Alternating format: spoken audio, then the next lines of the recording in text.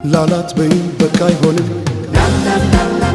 ጠጋ ብለሽ አውጊኝ እስቲ ያለሽበት ሁኔታው እያየሽው በትካዜ የምትጠርጊው ጎዳናው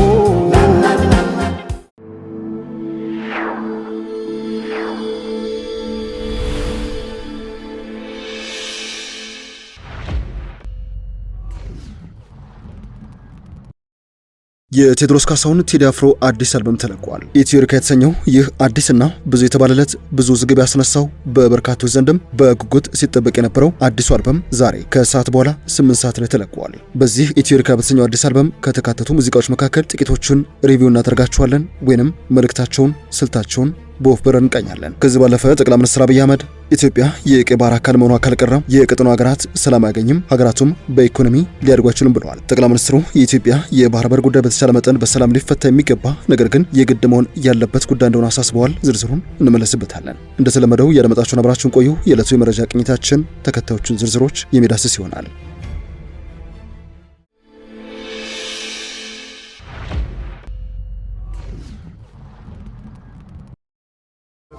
ሰማዩ በሄዱና ናምሌ መተሽ በመስከረም ጀንበልሽ ባይኔ የእውቁ ቴዎድሮስ ካሳሁን ኢትዮሪካ የተሰኘው አዲሱ አልበም ተለቋል። ብዙዎች የተወዛገቡበት፣ ጥቂቶች የተቃውሙት፣ ቀላል የማይባሉ የሙያ አጋሮቹ አብሮነታቸውን የለገሱት የቴዎድሮስ ካሳሁን ቴዲ አፍሮ ኢትዮሪካ አልበም ዛሬ ከሰዓት 8 ሰዓት ላይ ተለቋል። ከአሳታሚ ፕሮዲውሲንግ ድርጅት ጋር የተፈራረመው ስምምነት ቀድሞ የፈረሰበት፣ የሚዲያ ግንኙነቶችን በተመለከተ የኤክስክሉሲቭ ስምምነት የፈረመው አርቲስት ቲቪ የታቀደውን የትላንት በስቲያ ዕለተ ማክሰኞ መግለጫ የሰረዘበት አልበም ኢትዮሪካ ዛሬ ከጥቂት ሰዓታት በፊት ተለቋል። አልበሙ 9 ዓመታት የፈጀ እንደሆነ ቀደም ብሎ ተነግሮለታል። ከ3 ዓመት በፊት በሃይብሪድ ዲዛይን ስር የሚተዳደረው የራይድ ትራንስፖርት አገልግሎት ባለቤቷ ሳምራዊት ፍቅሩ ባለቤትነት የሚመራው ሰዋሰው መልቲሚዲያ ፕሮዲውስ ለማድረግ ስምምነት ፈጽሞ ነበር። ይህ ስምምነት ለቴዎድሮስ ካሳሁን 50 ሚሊዮን ብር ለመክፈል የተደረገ ውል ሲሆን ቀብዱን አርቲስቱ እንደወሰደም ይታወቃል። ነገር ግን ከሰሞኑ ውሉ መፍረሱን ተከትሎ ከነወለዱ አርቲስት ቴዎድሮስ ካሳሁን የወሰደውን ቀብድ ማለትም የ50 ሚሊዮን ብሩን ግማሽ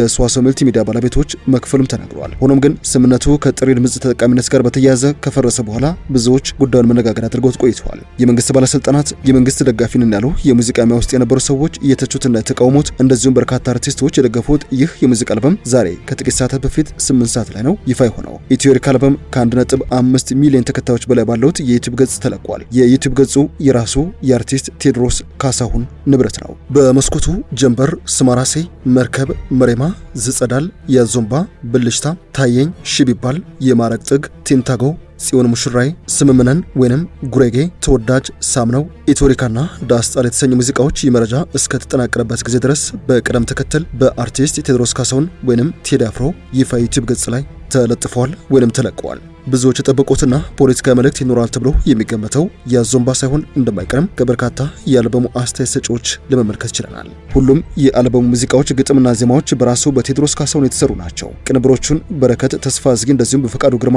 ወይንም ደብተራው የተባሉ ሙያተኞች ናቸው የሰሩት። እምዬ ኢትዮጵያ፣ አንቺ ፍቅር ሀገር፣ መሰሶሽ ዘመመ፣ ሆነሽ ያለም ሀገር፣ እነዚህ ጀንበር ከተሰኘ ሙዚቃ ተቆርጦ የወጡ የግጥሙ ስንኞች ናቸው። የወሎ እናቶች ምርቃት፣ የአፄ ኃይለሥላሴ ንግግር፣ ኢትዮጵያ ትቅደም የተሰኘው የቀድሞው የኢትዮጵያ ሕዝብ መዝሙርም የተካተተበት ሙዚቃ ነው። የሬጌ ስልት ያለው ስማራሴ የተሰኘው ሙዚቃ ከጀንበር ተከትሎ የተለቀቀ ነው። የግጥሞቹ አርዕስቶች ቀለል ያሉ፣ ስለ ቅናት፣ ስለ ግል ስሜት የተቀነቀነ ለራስ የተሰጠ ምክርም የተካተተበት ነው። ምስኪኑ ልቤ ባንቺ ታሞ ሳበቃው ብለሻል ላሉ ትቼዋለሁ ጆሮ ምን አለ የማይሰማው። ይህ የግጥም ዘላላ ደግሞ መርከብ ከተሰኘውና በሬጌ ስልት ከተቀነቀነው የቴዎድሮስ ካሳሁን ሙዚቃ የተወሰደ ነው። ከዚህ ውጪ መሬማ የሚል አርዕስት የተሰጠው የአዲሱ ኢትዮሪካ አልበም አካል የሆነ ሙዚቃ ተወዳጁ ዜማ ይመስላል። አንድ ግጥም ቀንጭበን የዘፈኑን አውድ በጥቂቱ እንመልከተው።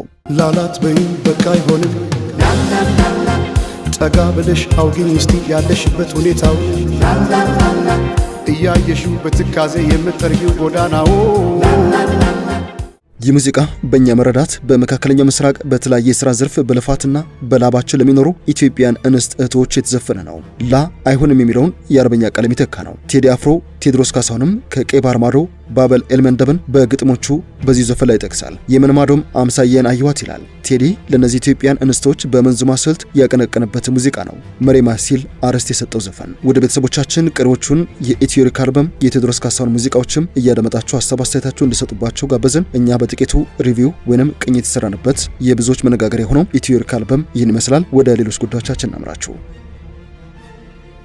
ጠቅላይ ሚኒስትር አብይ አህመድ ቀይ ባህር ውስጥ እኛ ካልገባን ቀጠናው ሰላምም ሀገራቱም በኢኮኖሚ የሚያድጉ ሊሆኑ አይችሉም ሲሉ ሞግተዋል። ጠቅላይ ሚኒስትሩ ለብሔራዊ ቴሌቪዥን ጣቢያ ከሰሞኑ በሰጡት ቃለ ምልልስ ትንንሽ ሀገራት ወሳኝ የባህር መተላለፊያዎችን መጠበቅ ስለማይችሉ እንደ ኢትዮጵያ አይነት አቅም ያላቸው ሀገራት ሊሳተፉ እንደሚገባ ነው የተናገሩት። የኢትዮጵያ የባህር በር ጉዳይ በተቻለ መጠን በሰላም ሊፈታ የሚገባ ነገር ግን የግድ መሆን ያለበት ጉዳይ እንደሆነም አስምረውበታል። በሁለት ክፍል በተላለፈው የጠቅላይ ሚኒስትሩ የብሔራዊ ቴሌቪዥን ጣቢያ ቃለ ምልልስ ላይ በአብዛኛው የማኑፋክቸሪንግ ዘርፍ ላይ ያተኮረ ስለመሆኑ የቢቢሲ ዘገባ ያሳያል። ኢትዮጵያ የባህር በር አልባ ሀገር መሆኗ በአምራች ኢንዱስትሪው ላይ ምን አይነት ጫና እንዳስከተለ ጥያቄ የቀረበላቸው ጠቅላይ ሚኒስትሩ ኢትዮጵያ ዜጎቿን በበቂ ምግብ ራሷን ችላ በዓለም ተወዳድራ የላቀች ዓለም ለመሆን ካሉብን ማነቆች ትልቁ ችግር ወደብ አልባነት ነው ሲሉ መልሰዋል። የጠቅላይ ሚኒስትር አብይ መንግስት ባለፉት ዓመታት የኢትዮጵያን የባህር በር አልባነት መፍትሄ ሊያገኝ የሚገባ የህልውና ጉዳይ እንደሆነ በተደጋጋሚ ሲገልጽ ቆይቷል። መንግስታቸው ሲያነሳ የቆየው ይህ ጉዳይ አሁን ከኢራን ጦርነት ጋር በተያያዘ ምን ችግር እንዳለው ሁሉም ሰው እየተመለከተው ነው ብለው እንደሚያስቡ ጠቅላይ ሚኒስትሩ በዚሁ ቃለ ምልልሳቸው ላይ ሲናገሩ ይደመጣሉ። ኢትዮጵያን የሚያክል ሀገር ከዚህ ርቃ ሸሽታ መኖር የህልውና ጉዳይ ነው ያስባለው አሁን በግልጽ ማንም ሰው በቀላሉ የሚገነዘበው ይመስለኛል ባይ ናቸው። አብይ የባህር በር አልባ መሆን ገመናን ከመሸፈን እንደዚሁም ከሎጂስቲክስ ጋር በተያያዘ የሚያስከትላቸውን ችግሮችም ዘርዝረዋል።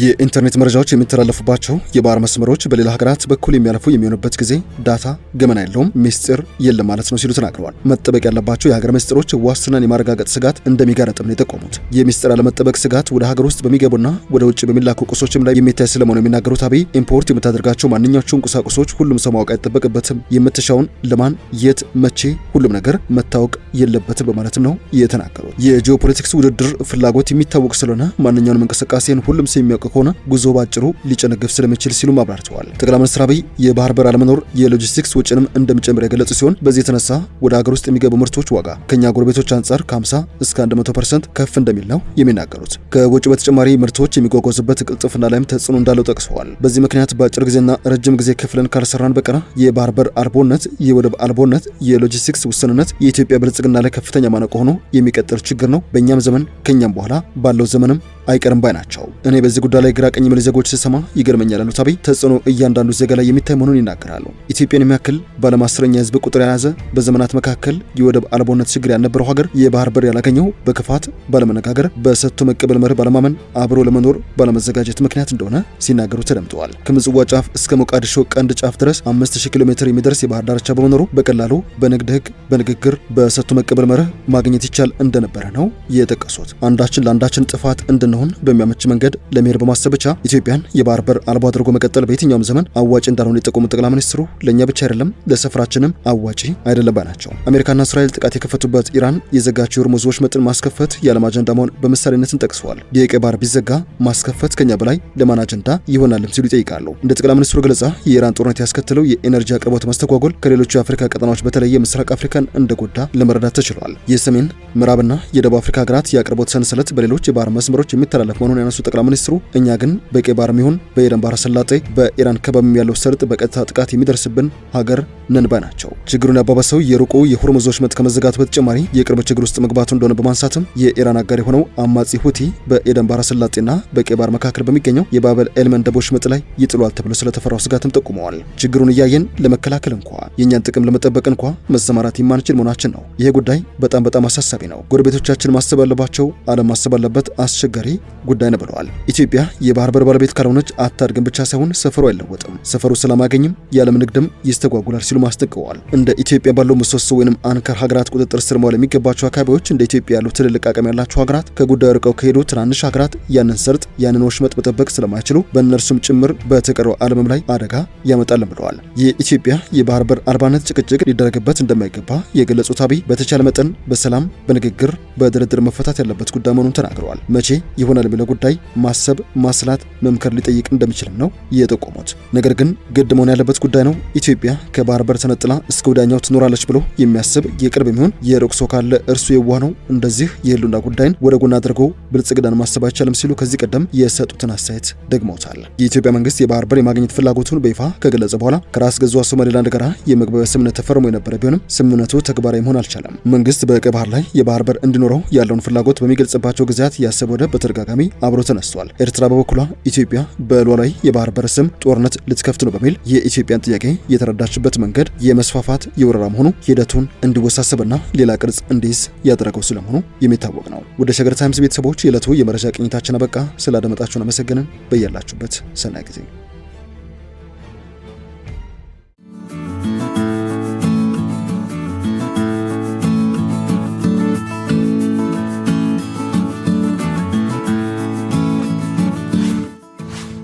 ሸገር ታይምስ ሚዲያን ሰብስክራይብ በማድረግና ደወሉን በመጫን ይከተሉን።